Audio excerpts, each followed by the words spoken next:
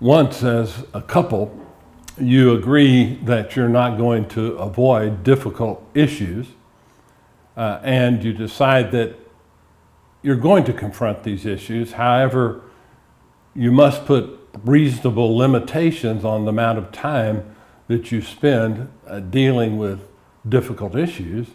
I recommended in an earlier session that it be once a week for no more than an hour. By limiting conflict, you cause people who don't like conflict at all to be willing to engage in discussion if they know it has limits. And to follow the other process where issues come up spontaneously, conflict goes in circles, it happens way too often, you wear people out and nothing is resolved. And then, as I stated before, when you agree and you come together at the specific time, you must define clearly what issue you are prepared to discuss. And it must be clearly defined, and it can't be some far-reaching, nebulous concept. You've got to both be talking specifically about the same issue. Now, once you've done these three things, now you're prepared to actually discuss the issue. Unfortunately, when couples sit down to discuss issues, they start off oftentimes with their feelings. And oftentimes those feelings are quite negative. And sometimes they're blaming type things. You make me so angry, you never help me around the house, or you're always critical about the condition of the house, but you don't help me when it comes to cleaning it up, or I have to undo part of this, and I'm mad and upset that that you're not helping me and that you're lazy. So we start accusing people. We start giving our interpretation as well as our feelings. We call the other person a hoarder because they leave some things stacked around the house. Or we go the other extreme. We call them being a clean freak because they want the house cleaned more frequently and things in order more so than we do. And so when you have a discussion and you're simply, letting off your steam and talking about how you feel and accusing the other person and pontificating about your particular interpretation of what's going on, you never get anywhere. Instead, you have to start at a less volatile level. The first thing that you need to do when you discuss an issue is to define what the facts are. By facts, I mean specifically things that are not subject to interpretation. They are observable.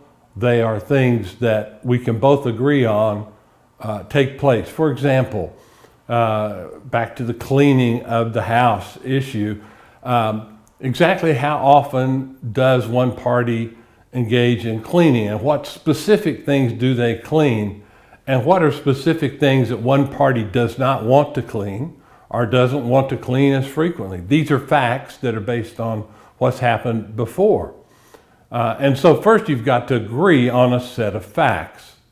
And sometimes when you discuss the facts, you find out one party knows some facts that the other party doesn't, that once you know those facts, that almost solves the issue. Because the other party was unaware of these facts. And so when you start off with an issue discussing the facts, which ought to be not so controversial as your interpretation and feelings, sometimes you can solve an issue or at least move towards a resolution. But instead, as I said, people tend to start with feelings and their interpretation. And one thing we have to realize is that our interpretation of the situation is our interpretation. And we can have, we have a right to our own interpretation, but we don't have our right to our own set of facts. We all have to agree on what the facts are. The house needs to be cleaned. The question is how often and whose responsibility are various tasks that relate to cleaning the house. Simple, factual things. We need to get down what has happened and what are the issues related to cleaning the house. Now, once we've got a common set of facts that we agree on, then it's best to move next to our interpretation of the facts. And one party sees it differently than the other. And the thing we need to realize is honest people can disagree over their interpretation of the facts. For example, one party might feel like it's a good idea to do a basic cleaning of the house every day. Well, another party says I don't see that as necessary. I think if we do a thorough cleaning once a week, or certain aspects of it once a week, and try to tidy up a little bit during the week, that's enough. And people can have honest disagreements about these things. But the important thing is to differentiate our interpretation from the facts. Our interpretation that it needs to be done a set number of times is just simply our opinion and interpretation of the situation.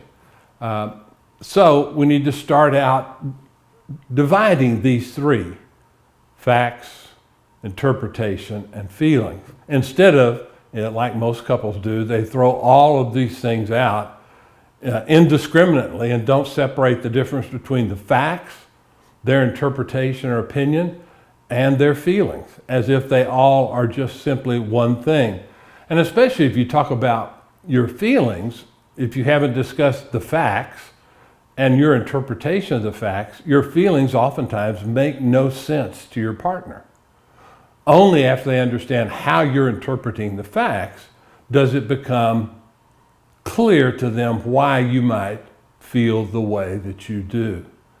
And so what I'm recommending is that when you come to discuss an issue, you have to separate, to begin with, these three things that people tend to put together and throw out indiscriminately.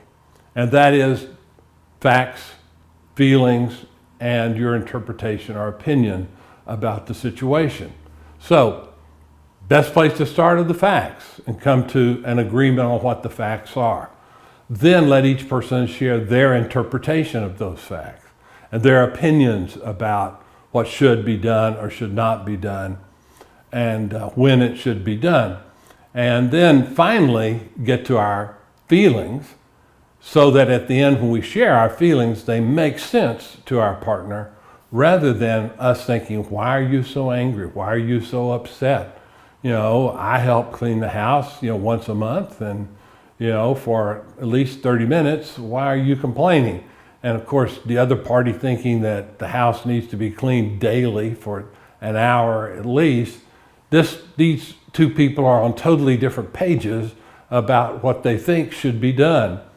But unless you can go step by step what the facts are, what your interpretation is, and finally share your feelings, your other party doesn't really understand where you're coming from. So the whole first step after you've defined a way to discuss things and a time and an issue, one issue at a time, don't try to discuss 3 or 4 issues. It's usually totally unproductive. Stick to the issue. The first stage is trying to understand where your partner's coming from. Why do they see things differently than you? And in what way do they see things differently?